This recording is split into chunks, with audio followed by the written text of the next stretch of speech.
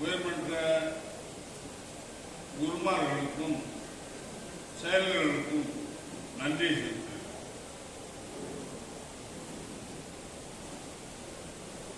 நம்ம doctor Augustine Satheesan அவர் ஓய்வு பெற்ற பிறகு அதிகமாக உழைத்தது எங்கதான் மயிலாடுதுறை இதே இமானுவேல் சர்ச் தான். ஆகவே அவருடைய உழைப்பை, அவருடைய மத போதனையை, அவருடைய பாடலை அனைத்தையும் அதிகமாக ருசித்தவர்கள் இந்த மயிலாடுதுறை இமானுவேல் ஆலயம் தான்.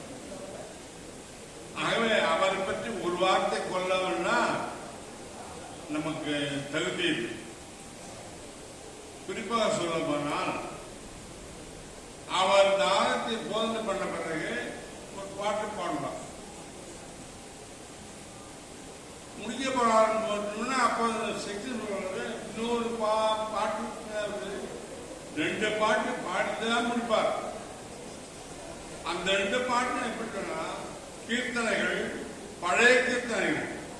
ரொம்ப நாளைக்கு நாளும் எனக்கு 20-25 பாட்டு நான் கோடியில் தரங்கம்பாடி படித்த அந்த கீர்த்தனைகளை இன்றைக்கு அழகாக கர்நாடக சங்கீதத்தில் அழகாக பாடுவார்.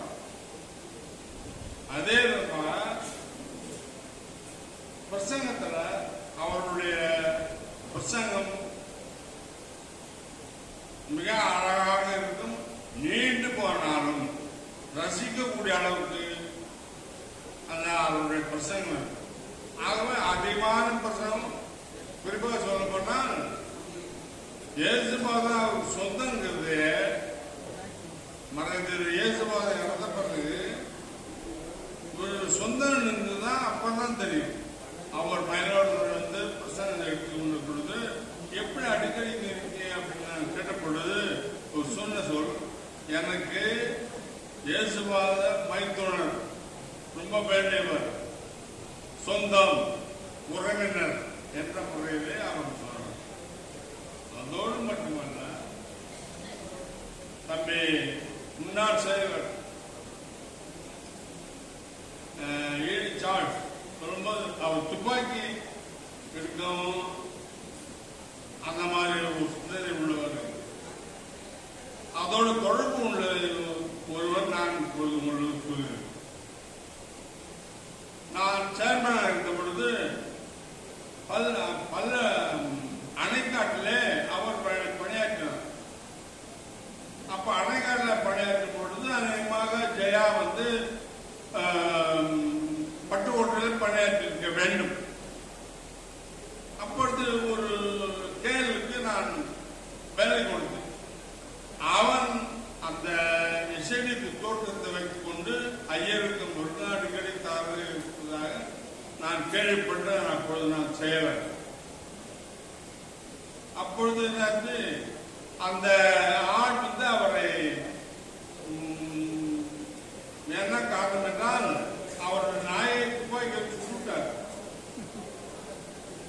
நான் கேள்விப்பட்டேன். அப்புறம் அவனையும் நான் தொடர்பு கொண்டு பேசி சமாதானம் சொல்லிட்டு கார் எடுத்த ஐபி சத்தியம் ஐபி சத்தியம் நான் தொடர்புக்கு நேராக கருத்து அவரோட சமாதானம் முடியாதுன்னு என்ன மாத்தாங்க இல்லை கையில் ஆர்டர் கொடுத்துட்டு அவரை தரங்கம்பாடிக்கு பார்த்தேன். அணைக்காட்டிலிருந்து தரங்கம்பாடி ஆகுதுன்னா ஆபேல் தாமரை அப்பொழுது பாஸ்டர். அப்போ எப்படி நீ அது பத்தி சம்பளத்தை வாங்கி வேண்டியது, சம்பளம் வரும் வாங்கி வேண்டியது தரங்கம்பாடி போய் ஜாயின் பண்ணி வேண்டியது, கோயில் என்ன இருக்கணும் சும்மா இருக்கணும், அதான் வேலை. நீ எங்க கூடாது, அணைக்காட்டில் இருக்கவே கூடாது என்று அவரை சொல்லி அங்கவாரிக்கு ஆர்டரை கொடுத்து அங்கிருந்து மாற்றிவிட்டோம். அதே மாதிரிதான் சத்தீஷன் நம்ம ஜான் சத்தீஷன் மடக்கத்தாப்புல அங்கேயும் ஜாதி ஒற்றுமை. ஆகவே அவரை அங்கேருந்து அரசாங்க கொண்டு வந்தார். எதுக்கு சொல்லதான் ஒரு ஐயர்னா பொதுவா அப்படி இருக்கணும், அங்கே மாட்டீங்கன்னா அப்படி இருக்கணும், பொதுவா இருக்கணும் அப்படின்னு. ஆனா அவர் துப்பாக்கி தூக்கவும் தயங்க மாட்டார். நியாயமான காரியங்களுக்கு அவர் நியாயமா இருந்தால் பார்த்தோம் என்னன்னா நிலாபகரிப்பு அந்த எல்லாத்தையும் அவர் சரி செய்தார். அப்படி ஒரு ஐயராகவும் நல்ல பாடகராகவும் நியாயங்களை தட்டி கேட்பதிலே ஒரு நல்ல சராசரி மனிதராக இருந்த ரெவரண்ட் அகஸ்டின் அவர்களுக்கும் அவர் குடும்பத்தாருக்கு என்பது மனமார்ந்த நன்றியை இதைத் தொடர்ந்து 2 பேர் பேச இருக்கிறார்கள். அதாவது கும்பகோணத்திலிருந்து ஐயாவுடைய இறைப்பணியை குறித்து உபதேசியார் ஆசிரியர் இன்பராஜ் மனோகரன் ஐயா அவர்கள். அவளைத் தொடர்ந்து கடைசியாக வடகரையில் அவர் கடைசியாக இறைப்பணியாற்றிய இடத்திலிருந்து உபதேசியார் ஆசிரியர் திரு சுகுமார் ஐயா.